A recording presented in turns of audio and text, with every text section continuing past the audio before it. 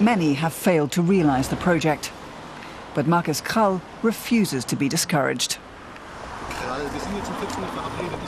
The management consultant rushes from one appointment to the next. He wants to found a new European ratings agency. And for that, he has to persuade banks and investors. He needs money, lots of it. You need 25 to 30 people who, among them, are able to raise 300 million euros to launch this ratings agency. So we are looking for people who can easily manage a 10 to 15 million euro investment. Fortunately, there are a lot of them in Europe. Krall, aged 48, wants to increase European influence in the financial markets. The new ratings agency would seek to balance out the big American agencies. He's been pounding the pavement for 2 months to accomplish that. As long as I'm under direct pressure and have to hold a speech or answer questions, I don't notice it. But as soon as I have a longer break, I notice I've consumed a lot of energy.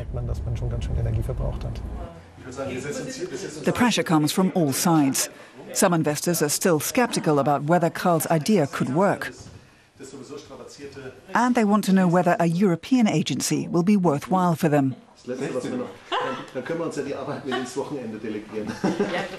What Krall is planning is a revolution in the financial world. We've recognized a series of aspects that have to be corrected if we want to bring lasting stability into the financial and credit markets. For example, more competition in the ratings industry, including liability for ratings. So in the future, ratings agencies will be liable for their products and not merely voicing an opinion. Up to now, ratings agencies have worked outside the public eye. Markus Krall wants to change that. He wants evaluations to be independent and comprehensible. The European Ratings Agency will be extremely transparent in its construction. A glass construction, if you will, that everyone who has access to the internet can see into. So he knows as much about the agency as its CEO does. The European Ratings Agency will have a different funding model. Namely, the investor who makes decisions based on the ratings will be the one who pays for them.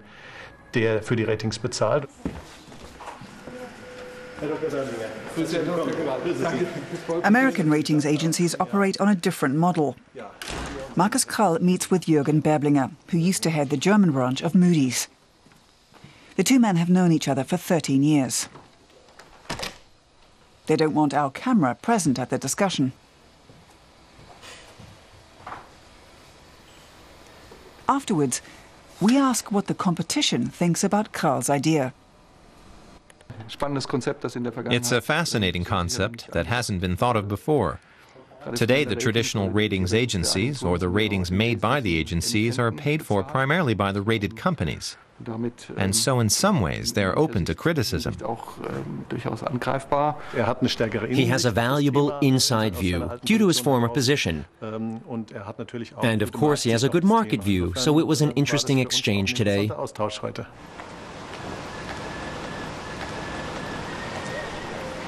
Krall seldom has time for a breather. The major project to start a European ratings agency is more than just a job for him. The biggest challenge is just to stay on course because it's very hard work.